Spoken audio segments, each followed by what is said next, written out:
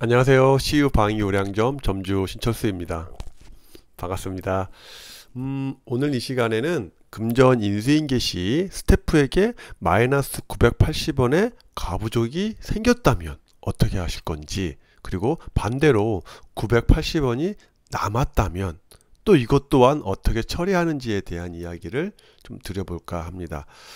일단 뭐 객관식으로 한번 제가 좀 풀어볼게요. 1번. 이런 경우에는 무조건 뭐 점주가 채워준다.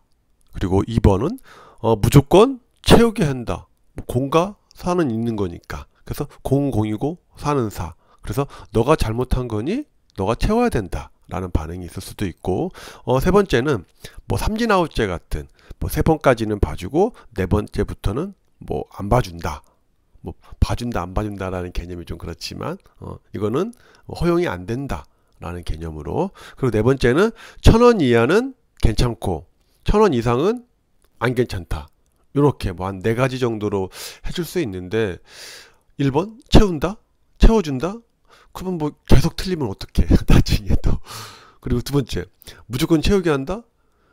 이 친구도 어디에서 자기가 틀린지 모르는데 나중에 괜한 뭐 억울함? 아니면 왜 내가 왜 채워야 되지라는 이런 생각까지 또 갈 수도 있는, 그로 인해서 상호 간에 마찰이 생길 수 있는 부분도 있다라고 보여지고요.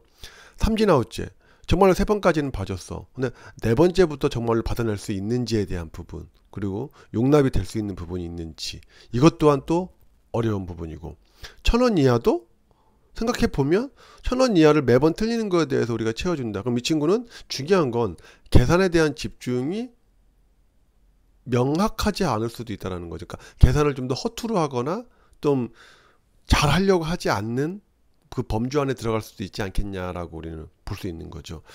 그래서 요 네 가지를 좀 더 자세하게 한번 좀 들여다볼 필요가 있다고 저는 생각을 하고요. 한번 하나하나 이 네 가지에 대해서 한번 저 나름의 해석을 좀 한번 해보도록 하겠습니다.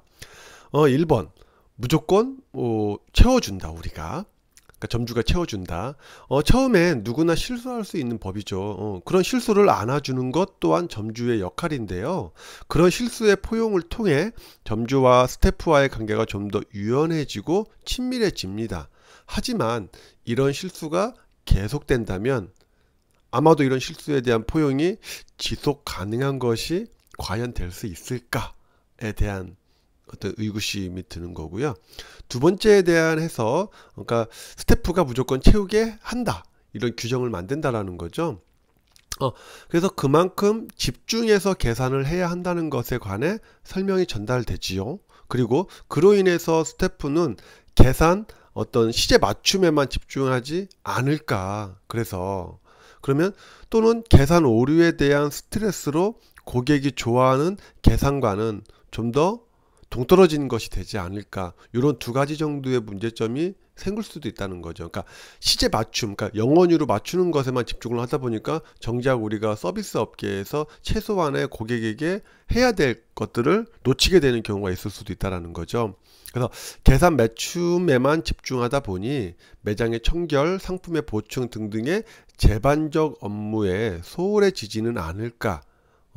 그래서 부족한 금액을 채웠다. 그 채움이 본인의 실수인지 또는 어떤 사유에서의 실수인지도 모른 채 점주가 함께 찾아줄 수도 있겠죠. 그러나 그 부족분을 찾는다는 것은 현실적으로 상당히 어렵고 시간적인 부분을 필요로 해요. 그래서 스태프가 채워 넣었다고 하더라도 이거는 참 쉽지 않은 부분입니다. 그리고 찾지 못하고 찾는 경우에도 상당히 어려운 부분이고, 그리고 반대로 남는 금액에 대한 것은 어떻게 처리할 것인가, 혹여나 그 남는 금액을 개인의 것으로 취할 수도 있지 않을까. 그러니까 점주가 어떤 통제의 선을 정하지 않으면 그 부분이 내가 부족한 건 채웠으니까 남는 건 내가 가져도 되는 거 아니야 라는 생각을 할 수도 있다는 거죠. 근데 남는 거는 참고로 재고의 로스하고 영향이 밀접하게 있다고 보시면 될 것 같아요. 그러니까 물건을 제대로 안 찍고 현금만 받았을 경우가 상당히 많죠. 그러니까 손님이 더 주고 갈 확률은 우리 상상력에서는 많지만 실제로적으로는 그렇게 많지 않은 수도 있는 거죠. 그리고 3번에 대한 해석 3번까지는 봐주지만 4번부터는 봐주지 않는다. 가장 보편적으로 생각할 수 있다고 저는 봐요. 시제 오류의 본질은 미숙함으로부터 시작되는 것이라고 보기 때문에 초기에서의 몇 번의 오류는 이해가 수반되어져야 한다는 것을 우리 점주들은 잘 알고 있어요. 그러나 며칠이 지나도 그 굳건하리라는 믿음이 언제든 깨질 수 있다는 것을 우리들 상기해야 되겠죠. 자, 4번째, 1,000원 이하는 봐주고 1,000원 이상은 봐주지 않는다. 계산 오류는 종종 발생하는 것이다 라는 생각을 가지고 계시나요? 그래서 계산 종료 후 1,000원 이하의 가부족은 불행 중 다행이라는 생각을 또 하고 계시는지요? 그래서 1,000원 이상의 가부족은 불행 중 불행이란 생각으로 최대한 계산에 집중해서 최대한 작은 가부족을 채워야 한다고 스태프에게 전달하십니까?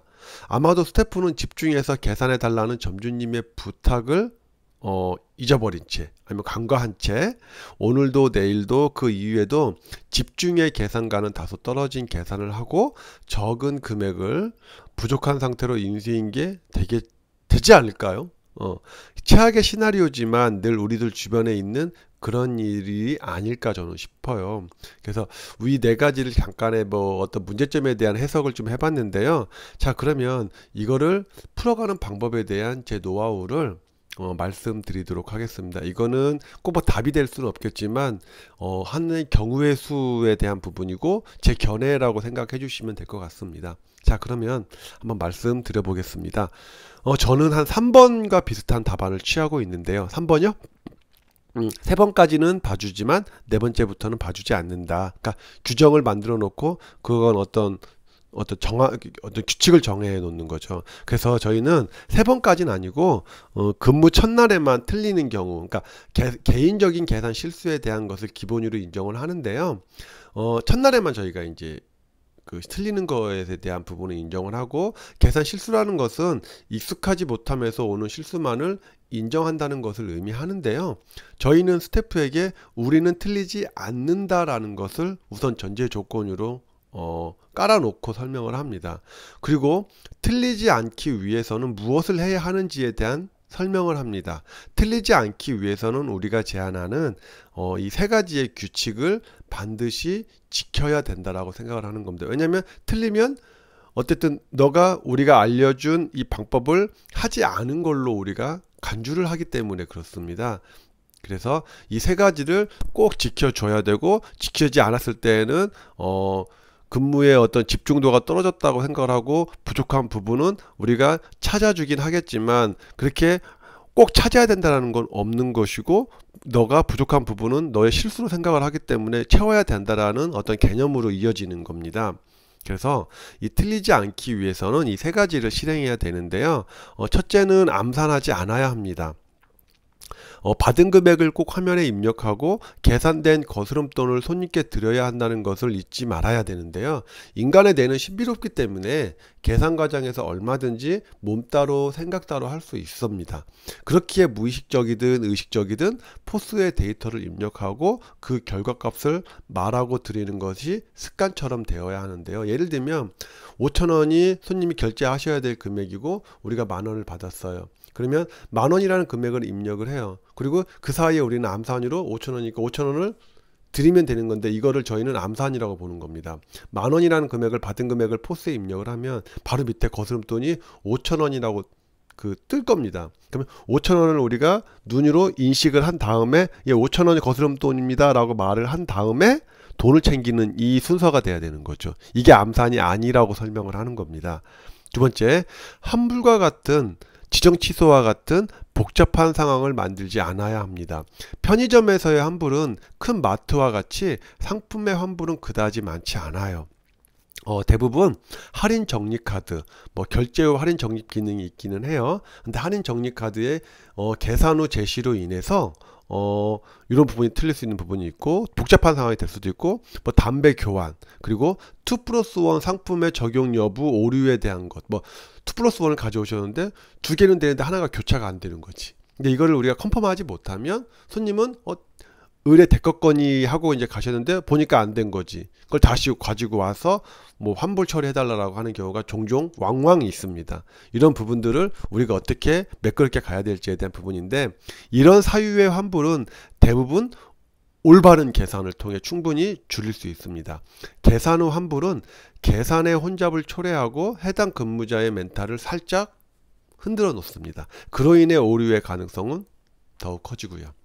셋째, 스마트폰을 계산대에 올려놓지 않아야 합니다. 그 스캐너 놓는 그 자리 있잖아요. 거기는 스캐너 자리지 뭐 스마트폰을 놓는 자리가 아니거든요. 그래서 롯데마트와 같은 대형 할인점의 계산원은 왜 계산의 오류가 거의 없는 것일까요? 물론 대형 할인점의 계산원은 일 얼마의 금액선에서 인정되고 있기는 하는데요. 아마도 저는 그 주요한 이유로 집중을 꼽아보고 싶습니다.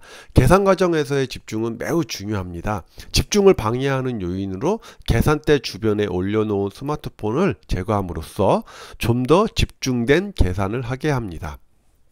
자, 이렇게 저는 위 세 가지를 스태프에게 제안하고 실행하시기를 권하는데요. 왜냐하면 위 질문 990원이 부족하다면 어떻게 할 것인가에 대한 해결이 상당히 어렵다는 것을 알기 때문입니다. 이거를 해결할 수 있는 방법은 참 쉽지 않아요.